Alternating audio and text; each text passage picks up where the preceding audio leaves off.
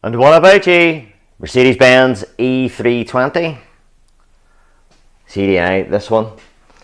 So customer complaint is he's driving along and there's a lot of knocking noises from the front and a lot of strange noises.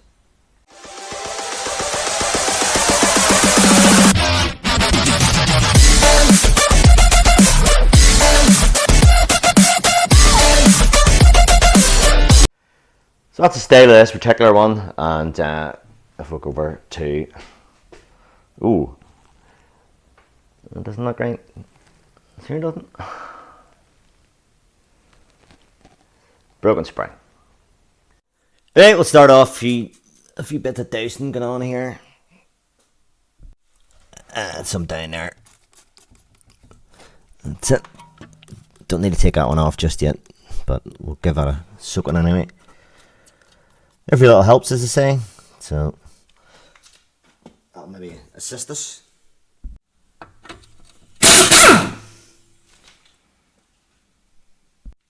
Yeah, we'll just put that on a couple of threads. Okay, see if it's gonna go.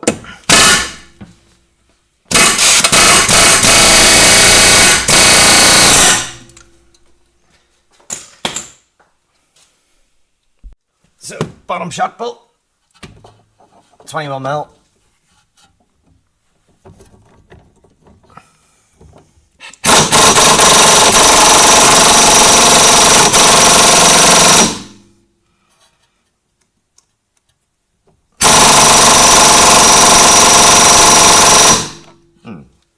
Tape. Let's just give it a wee loosen. A big spanner.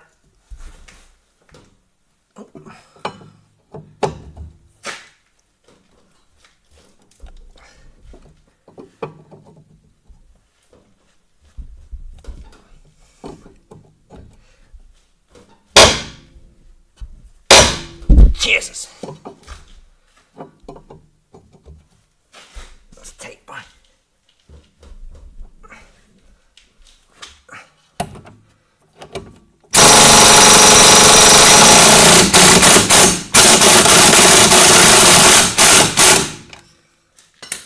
More like it.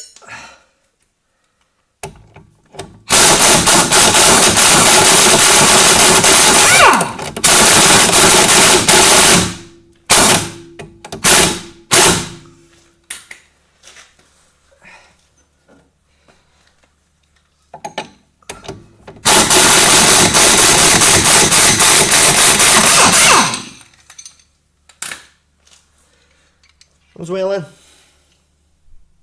Okay, get this at least here.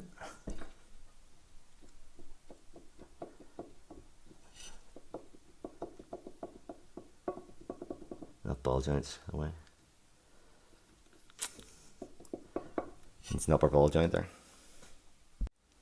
So here's what we end up with. The hub will just sit there, and there's no tension in any wires there.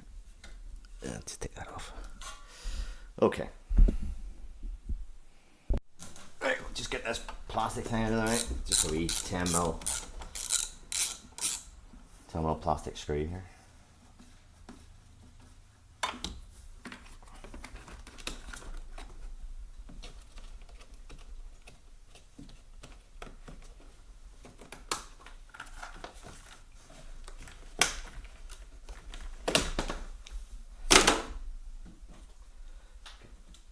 Get that out of the way. We'll get these 313s off here. So we'll take it off, just put her down a couple of threads on one of them there, so it doesn't drop out completely.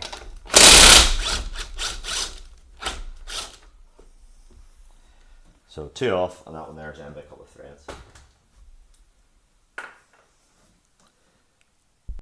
So with my hand below, then I'll be able to just take this one off. That's her dropped the rest of the way. See if it's going to come out now. So the steering turned to the right a wee bit, and should just curl around the ball joint there, and That's alright. So there she is out. So what I like to do, and you don't have to do this in this particular case, this is, it's not symmetrical, so it can really only go in one way, but that's the front there. So let's give it a wee paint mark, and then that's the front there as well. So I'll put a couple of paint marks just. So I'll have to try and release this spring here, so we need to get this top mount off. So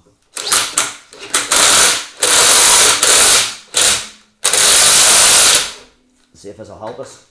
Just take a tension off it.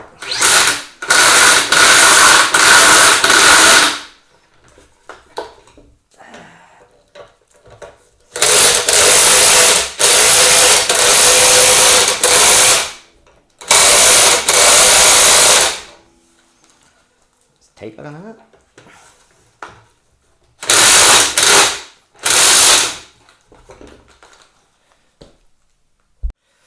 Right, so that should help. That should get our top mount off for us.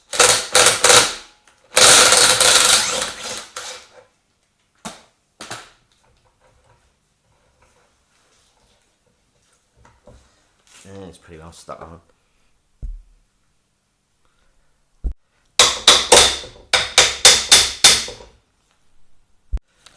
Right, so our top mount off, we'll release this nice and gently. Nice and evenly.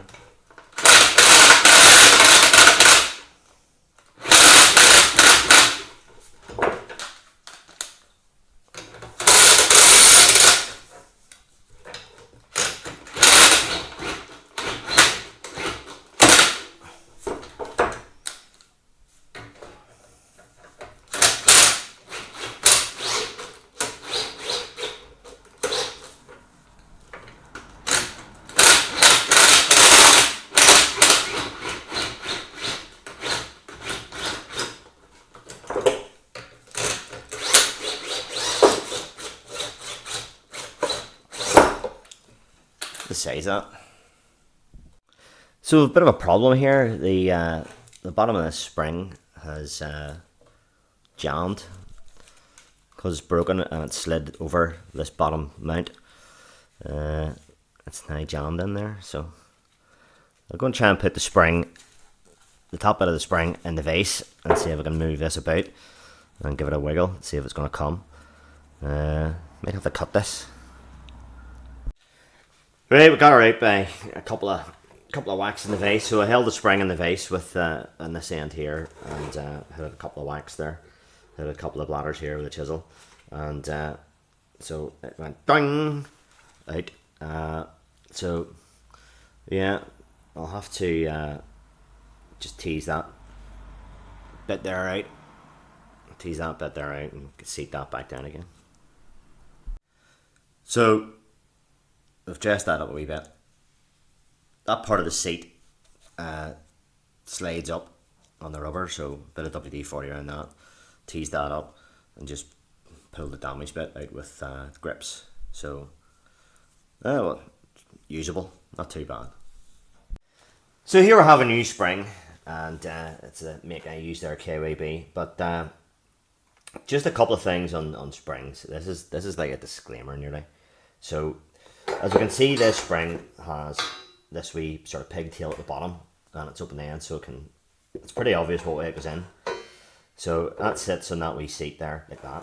And as you can see, the amount of compression required here is quite enormous. The other wee thing, this spring just goes up and down. It doesn't turn with the steering, so that bit there doesn't turn on these. So the wee bit that we marked there, this front one, needs to sort of be in the right place whenever you do put this together. So you have to get it so that let me see if I can get this, that lines up with the front of the car. So that there is parallel to it. So it has to be like that, if you imagine that. So I'm not going to film compressing this spring. I'm going to do this with a hydraulic freestanding compressor. If you haven't got one of them, or if you haven't got access to them, you maybe need to get somebody to do it. The spring compressors that I showed earlier, taking it off, was fine, but it was still, you know, it wasn't half compressed. It wasn't compressed enough to be able to put this new one in. So those spring compressors that you'd buy on eBay for a tenner or whatever, don't even contemplate using the like of this, the like of those with this here, because this nearly has to be completely swished down, and what you have then is a bomb in your hand. So if something breaks or that lets go, one of these wee tab breaks off, you know, what would probably happen is the threaded shank would bend. Right, I could probably do it with ease, but I'm not going to. I'm not gonna take any risks. So I'm going to use I have a hydraulic one, so I'm going to use that. So there's a safety chain that goes into the spring when you do that, and it's just a matter of assembling it, taking these bits here and sticking them in. Stick all that in first, and get the nut on the end of that. And once you have the nut on the end of that, while it's still compressed, I need to line it up. So if you only have sort of hand tools or whatever, I sort of recommend not trying this, because as you can see, there's some amount of compression required. Not so much it needs to be compressed. So there's the old versus the new. You can see there's a hell of a difference in length whenever it's uncompressed there. So it's about a third as much again. Now, just a wee point and note, I thought I would tell you. What sometimes can happen with these is this wee pigtail, this wee narrow bit. If it breaks off in a certain place, that whole spring can travel right down the shock, and the suspension basically collapses, and the wheel goes up into the arch. So that is then sitting at the full compression of the shock absorber, so it's just sitting on the shock absorber then. This one here, it broke a wee bit, must have been a wee bit earlier than that, so it jammed itself in, as you saw, and gave me the difficulty getting it off. But that's what sometimes happens. If that breaks about there, that whole spring shoots right down. So that's it's a bit of an issue with that sort of design, you know. So it's a spring assembly in, or a strut assembly in. So I was just going to show you this now. So you see the way that's lining up okay there with the bushing. So if we hadn't paid attention to the front stud at the top mount, that would be sitting that way, or you know, all over the place.